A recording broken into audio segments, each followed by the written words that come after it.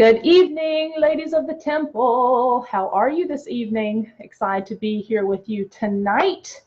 I look forward to these temple talks. And tonight I am celebrating because the 8th woman has given her sacred yes to join into the 9-month immersion program starting the end of this month.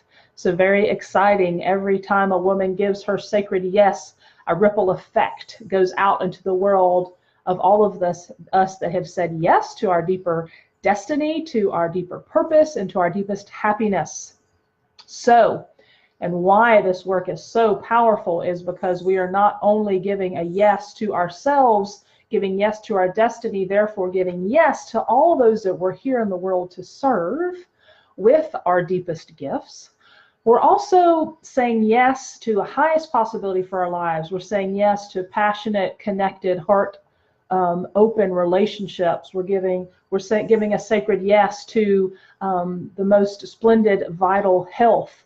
We're giving a sacred yes to purposeful entrepreneurship and living our dream, doing the work that we love, making good money. We're giving our sacred yes to enjoying nourishing foods, taking care of ourselves, learning how to set boundaries with love and compassion. So I'm super wired and juiced up tonight for that reason, and because as I was typing out the description for this evening's temple talk, I realized how auspicious this day is, that the 8th woman gave her yes the morning I woke with the inspired idea to do 8 consecutive temple talk videos at 8 o'clock EST for the next 8 days. And I'll be covering the 8 pillars of the Mystic Priestess path. So figure that one out. 8 is a powerful number, and it's the infinity symbol. It's yin and yang united. It's so many powerful things. So this is going to be a powerful, beautiful talk tonight. So welcome to the temple. And as you join, feel free to pop on a heart, say hello. Hi, Amanda, sending love. Hi, Heather. Have some initiated women on the line tonight. So tonight I'm going to jump in with our first pillar to get us started. So the first pillar of the Mystic Priestess path is I treat my body as a temple of the divine with deep love, compassion, and care. I make self-care a top priority. It's no longer a luxury.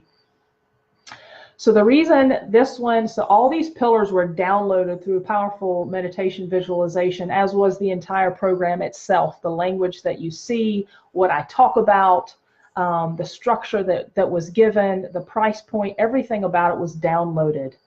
And what I say when I say that, I mean that this work is about us as women in the West being the ones leading this powerful spiritual revolution on the planet right now, because we're in this unique and critical point in our spiritual evolution where we have the opportunity to create massive change on the planet. Just as I was sharing, hi Mary, with the Mavens this weekend in Winston, what an awesome group of women. So we're talking about this concept of, you know, for most of us, we have a roof over our heads, we have food to eat, our basic needs are covered. For many of us, we're asking the question, what do I really want? What's my purpose? Why am I here? What's this all about? How can I give my gifts? There's this yearning to live this deeper and more enriching life. And I feel that yearning is this sacred feminine rising through all of us as she's reawakening on the planet now to inspire us to take action on that voice inside. Because not living in that way, not living our destiny and purpose, is getting more and more painful.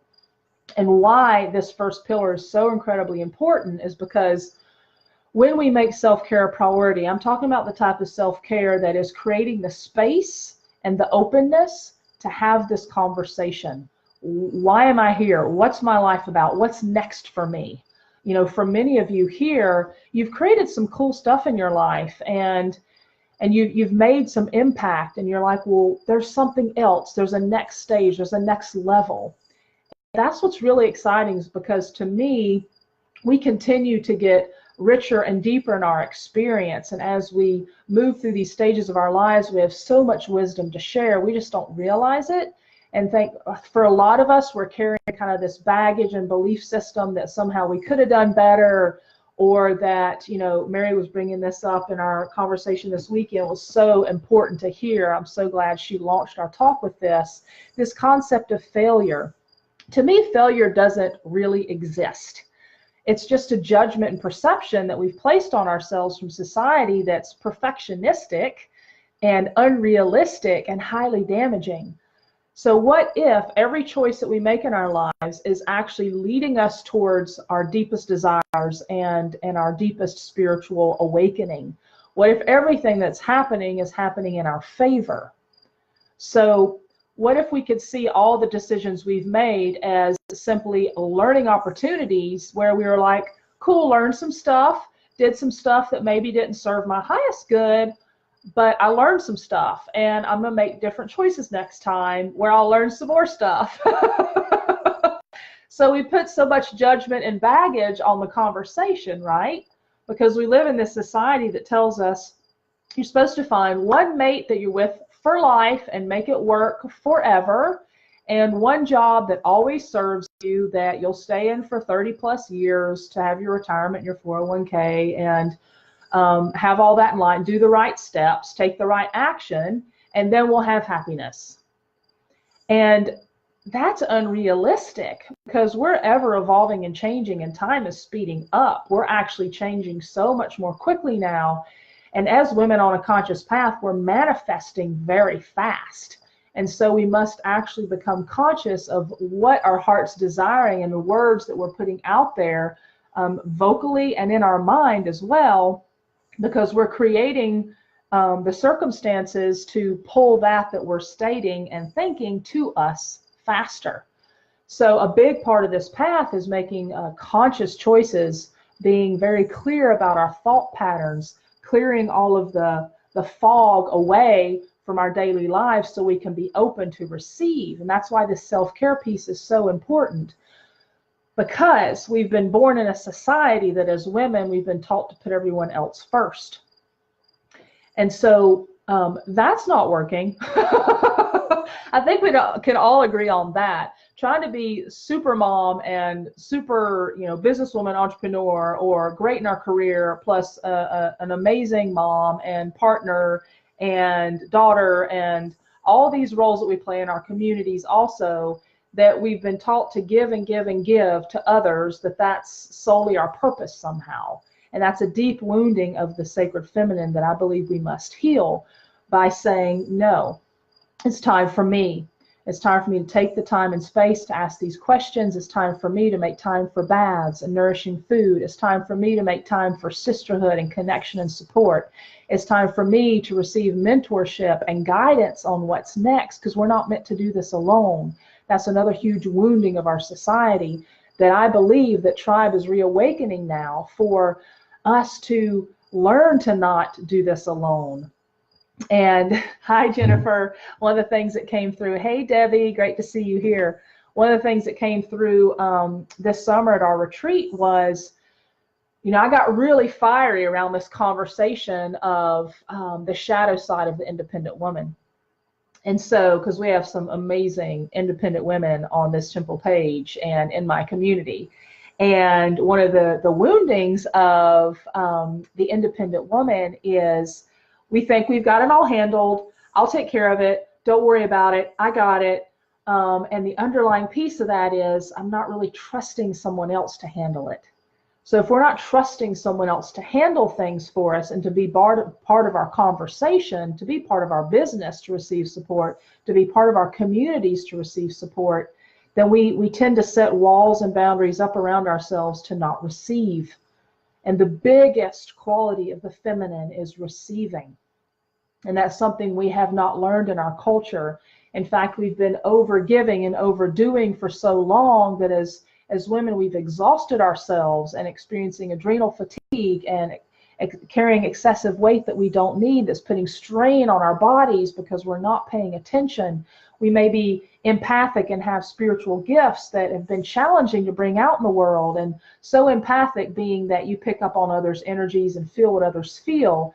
It can be a lot to be in the world when you're that way. So one of the things that I teach on this path is how to be that way in the world, to take care of ourselves and to set the necessary boundaries to be able to navigate our natural gifts, skills, and abilities.